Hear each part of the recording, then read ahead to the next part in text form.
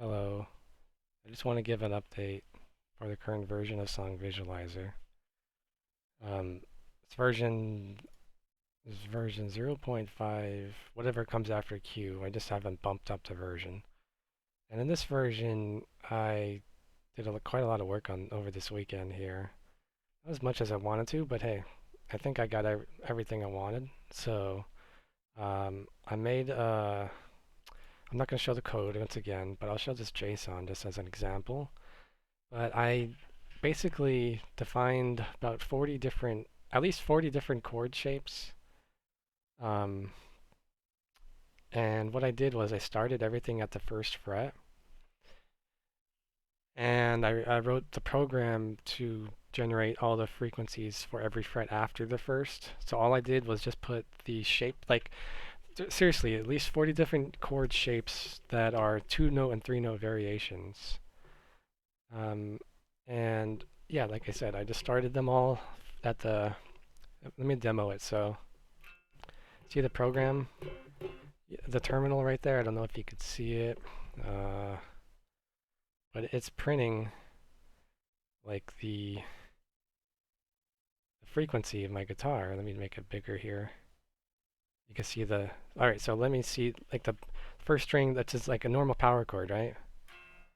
See, so I can see the pitch or the frequency is 44. So I just tell the program string 6 fret 1, string 5 fret 3, string 4 fret 3, those three together is equal to 44 pitch frequency. And the program, from there on, I don't have to manually define every single fret, right? I just define the first one, and then the program calculates what is the next frequency based on the next fret. So this JSON is pretty much generated like half by me manually, whatever, half by the algorithm. I don't want to go through it. There's quite a lot. Pretty large JSON file right here. There's a lot of data. But seriously, at least 40, 42, 43, however many different shapes of all different 2-note and 3-note variations.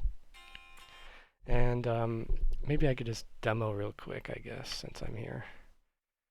But before, like I didn't have the chords working. I'll just demo it really quick. I don't want to take too long on this video. So yeah, I had a lot of things. Score multiplier. I updated the JSON. I updated the website to display more data as a hit and miss ratio, accuracy. There's a heat map of all the notes you hit with drawing the fretboard on it.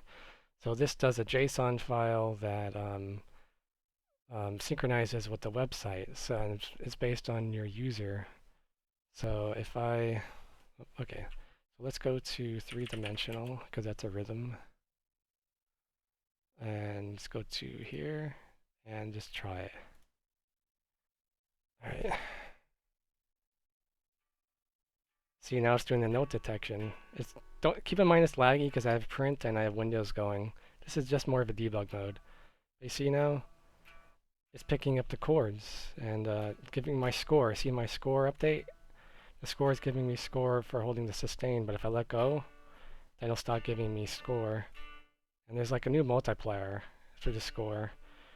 So it's going to track how many streaks your streak, and it's going to track every single note, whether you hit or miss it. It's going to save it into a JSON and synchronize on the website.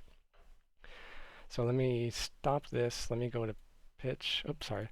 Let me go here, stats, and then that uploaded the song. Let me see if I could get it real quick while we're here. Let's go to the website, log in here, go to 3-dimensional, go to May 16th. Oh, I guess I didn't upload it. Well, you got to scratch that out. I'm still working on that, I guess. But yeah, it would fill here.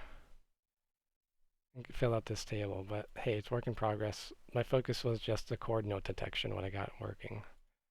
So I'll have to see why that didn't upload. But hey, I know it works on the Mac when I upload on them, because when I record, I actually play on the Mac, and the Windows is just whatever.